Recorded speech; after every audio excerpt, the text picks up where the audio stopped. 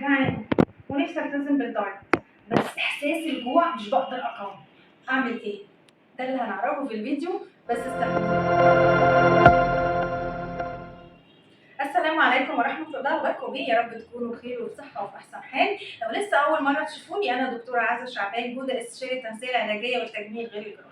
والنهارده هكلمكم عن مشكله كلكم بتعانوا منها في الدايت، وهي ازاي اساعد نفسي اني التزم بالدايت اللي مكتوب لي او بالنظام الغذائي اللي انا عايزه امشي عليه من غير احساس الجوع اللي بيؤرق عليا حياتي. دلوقتي انا عايزه التزم بالدايت، بس مشكلتي ان انا بجوع في الدايت. فانا عايز اعرف اعمل ايه لما اجوع، بحيث ان انا اضيع احساس الجوع وفي نفس الوقت ما اقللش الحرق، وفي نفس الوقت اساعد نفسي اني اخس. ازاي اعملهم مع بعض؟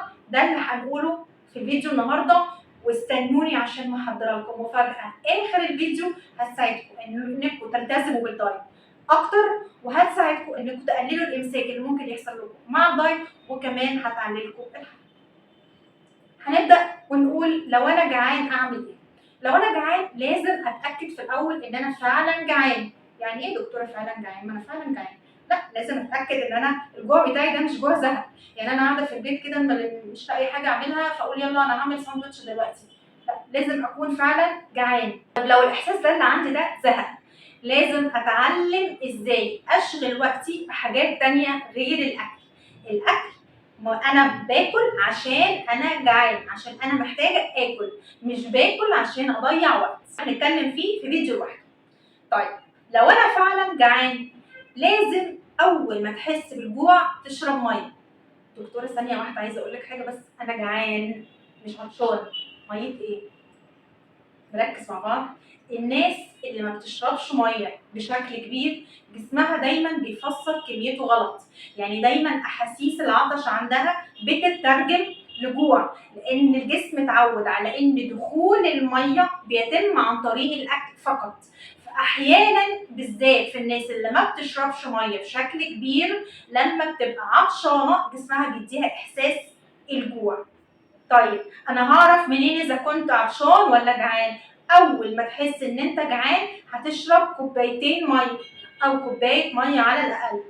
لو انت كنت فعلا عطشان، احساس الجوع اللي كان عندك ده اللي كان غلط خلاص هيروح، انك فعلا كنت عطشان محتاج الميه مش محتاج الاكل.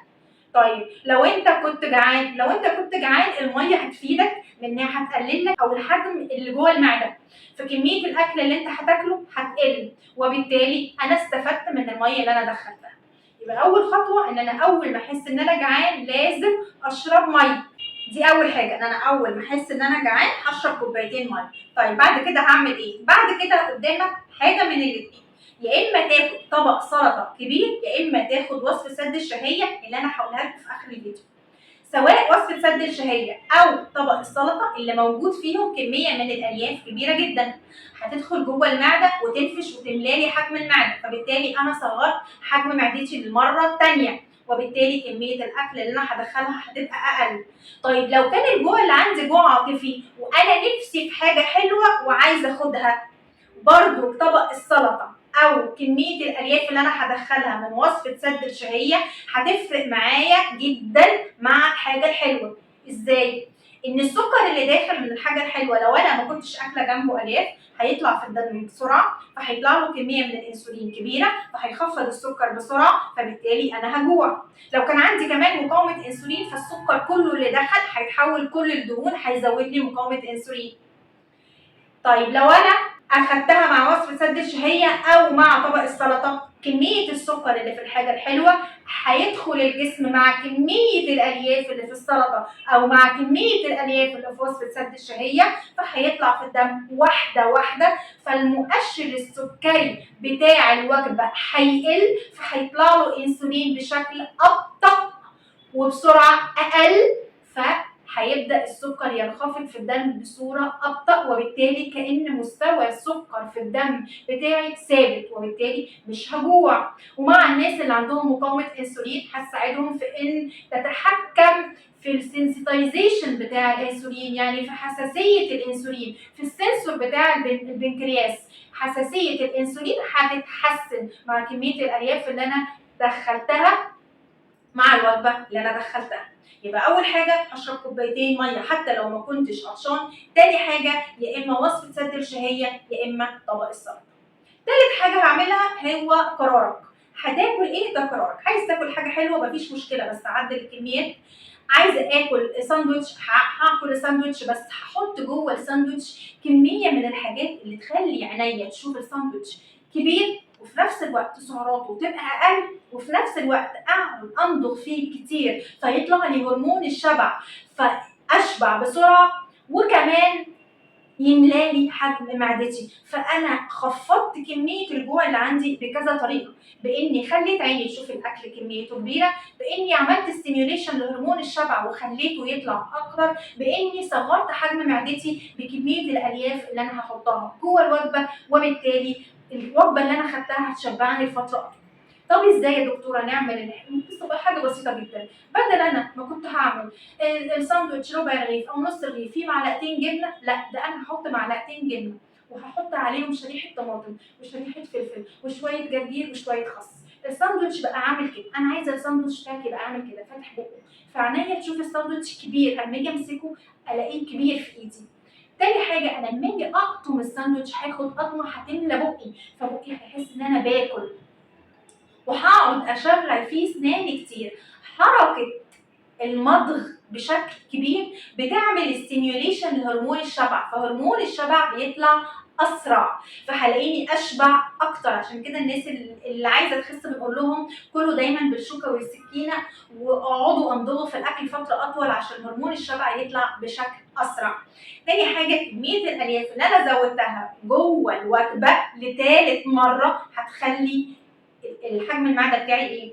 يتملأ بكميه الاكل اللي انا اكلته، وبالتالي هقعد شبعان فتره اطول. يبقى القصه كلها هنا مش اني جعان هاكل، القصه كلها اني جعان هاكل ايه وهخلي الوجبه بتاعتي تقعد معايا فتره اطول ازاي عشان ما اكلش تاني. لان انا لو جعان وكلت حاجه حلوه هاجي بعد شويه ساعه نص ساعه الاقي نفسي عايزه اكل تاني، فالموضوع معايا فتح. وده اللي بيحصل معانا في الاعياد والمناسبات. انا بفضل طول الوقت ملتزمه على الدايت يا دكتوره، بس انا لما خرجت مع اصحابي او لما في العيد واتعزمنا لقيت نفسي برجع تاني اكل. ليه؟ لان انا دخلت جسمي كميه كبيره من السكر مره واحده، فبدا الانسولين يطلع بشكل اكتر تاني، فانا زودت مقاومه الانسولين تاني، فبدات اجوع وشهيتي ناحيه الحلويات بدات تاني تزيد، فبالتالي رجعت تاني لنمط الحياه القديم وبقيت عايزه اكل كل شويه. فعشان اتحكم في ده لازم دايما وجباتي يكون فيها كميه من الالياف. وحتى لو انا في العادي انا مش جعان بس انا في وجباتي العاديه سواء فطار او غدا او عشاء دايما حطوا جنب الوجبه كميه من الالياف كبيره. حطوا طبق سلطه، حطوا خيار متقطع، حطوا بتنجان. ما بين الوجبات لو جعان كل خس، كل خيار، كل جرجير، كل حاجه فيها الياف عشان تملى لك حجم المعده. الالياف اللي بتاكلها هتحسن لك الهضم، هتخلي الامساك يبقى مفيش امساك مع الدايت. كمان كميه البوتاسيوم اللي بتاخدها مع الجرجير ومع الخيار ومع الطماطم هتخلي احتباس الميه والسوائل جوه الجسم يقل، هتوازن ما بين الملح بتاع الصوديوم والبوتاسيوم. فالناس اللي منفخه ميه تنفيخه الميه دي هتقل، فهتستفيد. يبقى بتاكل وبتخس وشبعان وفي نفس الوقت بتستفيد من الوجبه بتاعتك. وده ميعادنا مع وصفه سد الشهيه اللي وعدتكم بيها في اول الفيديو. الوصفه عباره عن ايه؟ في ناس كتير عارفينها بس للناس اللي اول مره تشوفني الوصفه عباره عن 4 مكونات. ايه هما؟ جنين قمح وشهور سيليا وبذور شيا والسمن العربي. اهم مكونين فيهم هو قشور السيليا وبذور الشيا، دول ما اقدرش استغنى عنهم، لكن ممكن استغنى عن السمن وممكن استغنى عن جنين القمح. هجيب من العطار كميات متساويه منهم. الناس اللي عندها انتفاخات بيجيلها انتفاخات كتير هتلغي جنين القمح خالص، تمام؟ هيبقى هتستخدم الثلاثه دول بس. هتجيبوا الوصفه زي ما هي. طبعا السمن العربي لازم تجيبوه مطحون، لو ما لقيتوش قشور السيليا هتجيبوا بدلها بذور القطونه وهتطحنوها في البيت. وممكن اجيب المكونات واطحنهم كلهم مع بعض، وممكن اجيبهم وادمجهم بس اخلطهم على بعض واحطهم في برطمان. البرطمان ده هو ده وصفه سد الشهيه. هاخد بقى من البرطمان لما اجوع معلقه اقلبها في نص كوبايه ميه، وما تستنوش ان هي تدوب لانها مش هتدوب، دي الياف غير مذابه. هقلب بسرعه واشربها، واشرب وراها كميه من الميه كبيره وليكن كوبايتين من الميه. لازم اشرب وراها كوبايتين من الميه. لو ما شربتش ميه مش هتستفيد من الوجبه، لان هي فكرتها ان هي الياف بتاخد شكل المعده، عشان تاخد شكل المعده لازم اديها ميه كتير. تاني حاجه لو انا ما شربتش معاها ميه هتعمل لي امساك، لان هي بقت طوبه، بقت ناشفه، فلازم اشرب معاها كميه ميه كبيره. طيب لو انا بقى عايزه اخلي نفس الوصفه دي اعليها كمان واخليها كمان تزود لي الحرق، احط عليه مكون خامس وهو شاي الجرين لاين. هيحسن طعمها للناس اللي مش بتحب طعم الحاجات اللي شبه الدقيق، طعمها هيبقى شبه الدقيق كده شويه. هيحسن طعمها، هيغير طعمها، وكمان هيزودها وهيخليها بتزود لي حرق الدهون. شاي الجرين لاين ممكن تلاقوه في اي صيدليه، ولو عايزيني اسيب لكم لينك الصفحه بتاعه الشركه اسيبها لكم في الكومنتات. الشاي هحط كيس على نص كوبايه الميه، وهرجع اقلب عليها معلقه من البرطمان بتاع وصف سد الشهيه، واقلبها واشربها، واشرب وراها كوبايتين ميه كبيره بنفس الفكره، بس انا هزود معاها شاي الجرين لاين. شاي الجرين لاين كمان ممكن اشربه لوحده، يعني انا لو من الناس اللي ما بحبش، انا مش بحب خالص اشرب الاعشاب دي اللي هي الحاجات اللي عند العطار، ممكن اشرب شاي جرين لاين لوحده ما بين الوجبات، هيساعدني شويه في انه يقلل لي الشهيه، وهيعلي لي كمان الحرق، لان هو موجود فيه جينسنج، وموجود فيه شيكوريا، وموجود فيه جرين شاي اخضر، وهو من الحاجات اللي ممكن اشربها سخنه وممكن اشربها بارده. يعني ممكن اشربه زي ما انا بحب اشرب عصاير كتير في الصيف، ممكن اشربه كوبايه ما بين الوجبات، او اشربه بالليل لو كلهم قاعدين في البيت وبيشربوا حاجات كتير وانا مش عايزه الخبط معاهم، ممكن اشرب كوبايه من شاي جرين لاين كانه عصير بالليل وهم قاعدين بيلخبطوا، وينفع مع الناس اللي عامله صيام متقطع لان هو ما فيهوش سعرات خالص. وممكن للناس اللي ما بتحبش تشرب الميه بطعمها العادي تحط كيس الجرين لاين على 2 لتر ميه وتفضل تشرب ما بين طول النهار، هيقلل لها الشهيه وهيقلل لها شهيتها كمان ناحيه الحلويات. عايزاكم تجربوا بقى الوصفه، وتجربوا الوصفه كسد الشهيه، وتجربوا الوصفه بعد جرين لاين، وتقولوا لي ايه اكتر مشكله بتقابلكم في الدايت. هل ان انتوا تبقوا جعانين وعايزين تلتزموا، ولا مشكله ان انتوا بتبقوا ثابتين على الميزان اكتر؟ اشوفكم فيديو تاني، ما تنسوش ان صحتكم دايما بامان مع دكتوره عزه شعبان. لو عجبكم الفيديو يا ريت تعملوا لي لايك وتكتبوا لي رايكم على الفيديو في الكومنتات، وما تنسوش تشتركوا في القناه وتفعلوا الجرس عشان يوصل لكم كل جديد. باي باي.